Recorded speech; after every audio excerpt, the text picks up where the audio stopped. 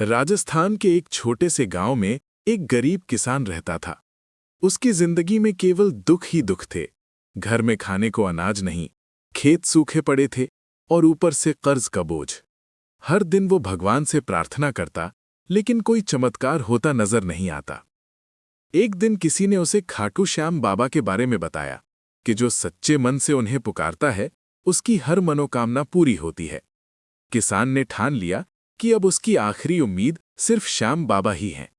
वो पैदल ही खाटू धाम की ओर निकल पड़ा। रास्ता लंबा था, पैर में छाले पड़ गए, लेकिन उसकी आस्था कभी कम नहीं हुई। वो लगातार बोलता जाता, हारे का सहारा श्याम हमारा।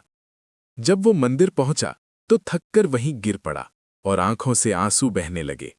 उसने सच्चे दिल से कहा, बाबा, अब आप ही मेरे सहारे हो। उसी रात उसे सपना आया।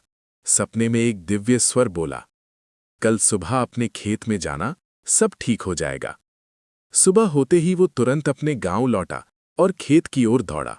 वहां पहुंचकर उसने देखा, जो खेत पहले सूखा पड़ा था, वो अब हरी भरी फसल से लहलहा रहा था।